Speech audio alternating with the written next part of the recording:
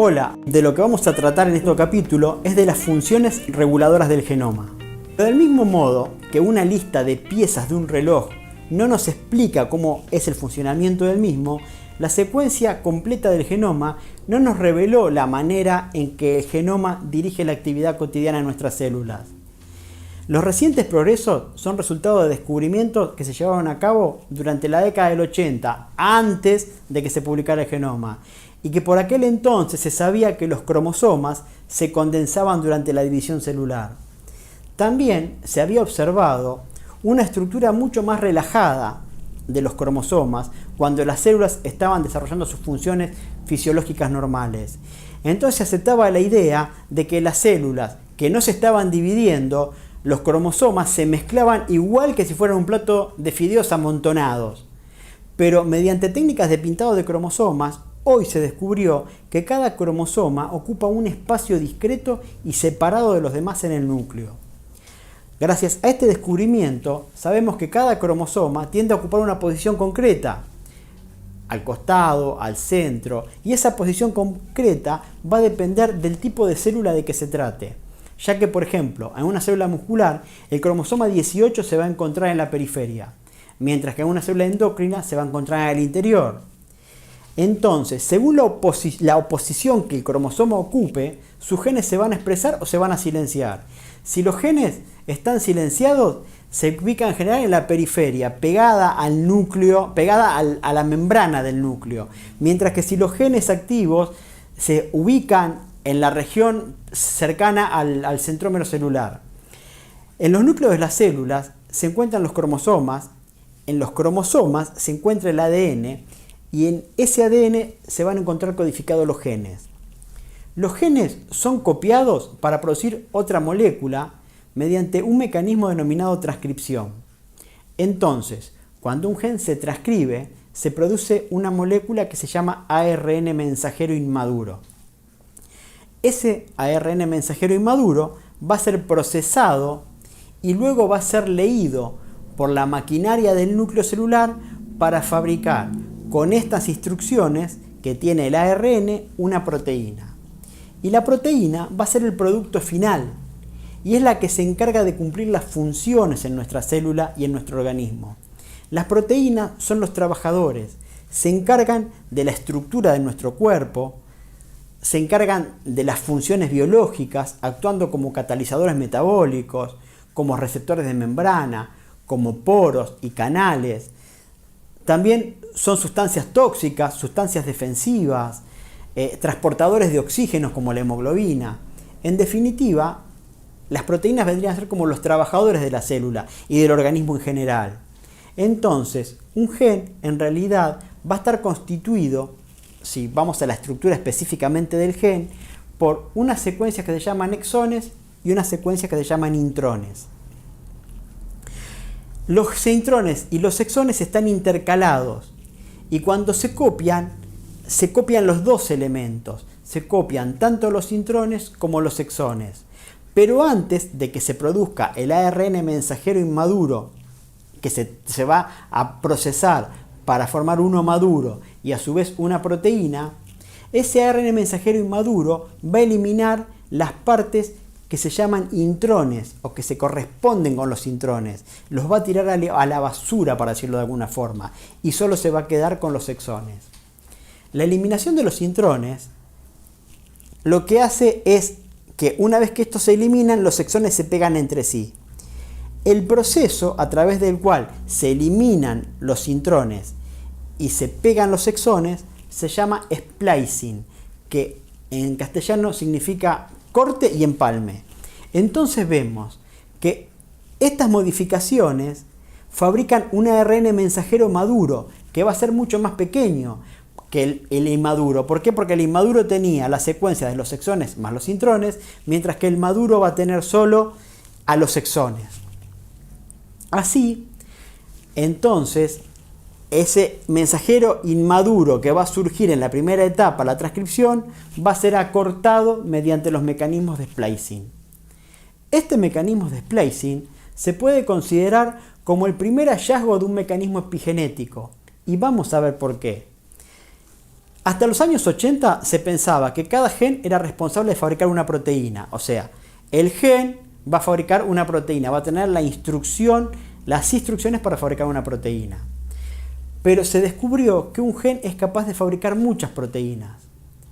Este proceso que lo permite se llama splicing alternativo. El splicing alternativo es una variante del mecanismo que vimos anteriormente llamada splicing. Esta variante, que también es un proceso complicado, implica que si un gen tiene muchos exones e intrones, cuando se copia en el proceso de transcripción, mantiene, como siempre, todos los intrones y todos los exones en la primera fase. Pero el splicing puede ocurrir de dos maneras, de tres o de varias formas diferentes. Por ejemplo, incluyendo algunos exones.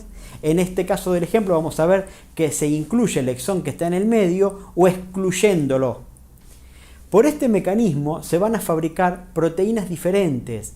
En realidad, este mecanismo es mucho más complejo porque nuestros genes a veces pueden fabricar un solo gen centenares de proteínas diferentes, como pasa con los anticuerpos. Ahora bien, el splicing alternativo parece ser de alguna forma la causa de la gran complejidad que vimos en los vertebrados. Cuando nosotros en el video anterior vimos los delfines, vimos los pingüinos, vimos al tiburón, vimos las diferentes especies de perros, lo que estábamos viendo ahí era muchas veces un cambio en la información genética, pero en el caso de las mismas especies lo que estamos viendo es un cambio en el splicing alternativo. Vemos un cambio en cómo se van a expresar esas proteínas. Y si nos fijamos, por ejemplo, en los organismos inferiores, como puede ser el gusano microscópico de 1 milímetro, que se llama Caenorhabditis elegans, que se ve en la figura, vemos que este es un invertebrado microscópico que cuenta únicamente con 1000 células, 310 de las cuales son neuronas en su cerebro, cada una de esas células tiene 19.635 genes. Fíjense lo que les digo. Para construir un gusano como este, las instrucciones son 19.735 genes. Y si bien este número no nos dice nada, al compararlo con este otro animal que pertenece a la especie Homo sapiens sapiens y que es un vertebrado macroscópico que está formado por 5 billones de células, este solamente tiene 20.687 genes. O sea que la diferencia, por menos antropocéntrico que deseemos ser, no hay duda de que nosotros somos mucho más complejos que este gusanito microscópico que presentamos en la imagen anterior. Sin embargo, y a juzgar por el número de genes, fíjense que unos tienen 19.000 y pico contra 20.000 y pico. Ellos no nos da una muestra justificada de la diferencia que existe en el caudal de información entre uno y el otro. De hecho, los vertebrados, como por ejemplo un caballo, un ratón, inclusive un chimpancé o un orangután, la cantidad de genes que tienen son similares a la nuestra, entre 18.000 y 23.000 aproximadamente. Entonces, ¿dónde radica la diferencia? Lo primero que tenemos que entender es qué es lo que no somos. Primero, no somos más complejos porque tengamos más genes.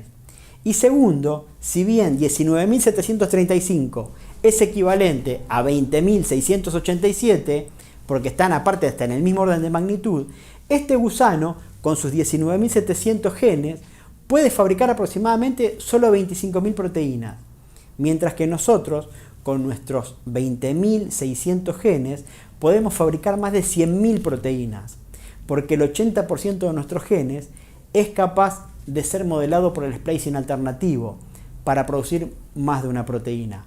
Entonces, nuestra gran complejidad se debe a la cantidad de variantes que tenemos respecto de las proteínas que podemos fabricar con los mismos genes. Y cuando digo nuestra, me refiero a todos los vertebrados, a las aves, a los mamíferos. Entonces, lo que ocurre es que nuestros genes pueden generar muchas más proteínas que los genes de un gusano. Casi todo lo que sabemos sobre los mecanismos de splicing alternativo se deben a los trabajos pioneros que durante los últimos 20 años viene realizando con su grupo de trabajo el investigador argentino profesor Dr. Alberto Kornblit en la Facultad de Ciencias Exactas y Naturales de la Universidad de Buenos Aires. que es una universidad pública, gratuita, laica, democrática, gobernada, de excelencia y que hasta ahora formó 4 premios Nobel. Esto es para no olvidar y para seguir apoyando a la universidad pública.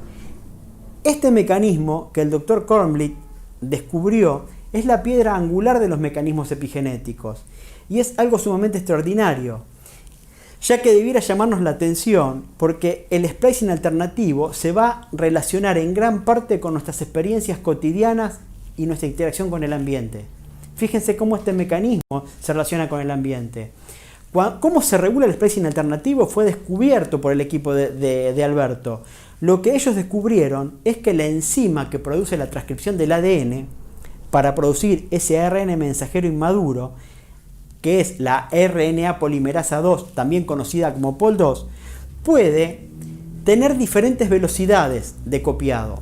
Cuando la POL2 se mueve de forma lenta, eso da la posibilidad de que los intrones se vayan desprendiendo de a poquito, despacito, uno por uno, y los exones se van acoplando uno con uno. Entonces se va a producir un gen que va a tener todos los exones y va a liberar todos los intrones. Bien, ahora, esto va a ocurrir porque los intrones se van a ir eliminando uno a uno y en este caso vamos a tener un ARN mensajero que va a contener a todos los exones. Sin embargo, si la POL2 se mueve muy rápidamente, lo que sucede es que se va a copiar todo, algunos intrones se van a perder con los exones que tienen en el medio y esto lo que va a hacer es que al avanzar rápido la polimerasa 2 no le dé la oportunidad a los intrones de ir saliendo paulatinamente. Así que al no poder salir de uno en uno acompasadamente, la consecuencia va a ser que se van a llevar consigo puestos algunos exones que están dentro de esos intrones. De esta forma, esos exones van a faltar y se va a producir una proteína diferente. Lo que descubrieron entonces es que la velocidad de copiado durante el mecanismo de transcripción es la que determina en parte el resultado final de cuáles van a ser las variantes de proteínas que se van a producir y cómo se va a expresar el gen. También este grupo de investigadores, liderado por Alberto Kornblit, recientemente encontraron que la velocidad de copiado está limitada por la estructura que va a adoptar el gen en el ADN. Como ya vimos anteriormente, el ADN no está desnudo, va a estar asociado a proteínas formando lo que denominamos cromatina. Esa cromatina dentro del núcleo puede estar más relajada o más compactada. Si está relajada, las enzimas que copia lo van a hacer muy rápido porque está relajada. Si está un poco más compactada, lo va a hacer más lentamente. Podemos tranquilamente hacer una analogía de esto en un camino, por ejemplo. Si tiene un camino de ripio con muchos pozos y muchas rocas, o una autopista, un auto se va a desplazar mucho más rápido por la autopista que por el camino de ripios. En este caso, las rocas y los pozos son las modificaciones epigenéticas que le van a ir dando forma a la expresión genética. En los próximos capítulos, lo que vamos a hacer es explorar los mecanismos asociados a los pozos y a las rocas, que son las modificaciones epigenéticas, y cuáles son los mecanismos a partir de los cuales estos pozos y estas rocas se pueden heredar sin que haya modificaciones en los genes. Para ello, vamos a explorar, como si fuéramos investigadores que intentamos resolver un crimen, vamos a ir viendo todos los indicios que se fueron recabando y que no coincidían con el paradigma científico reinante.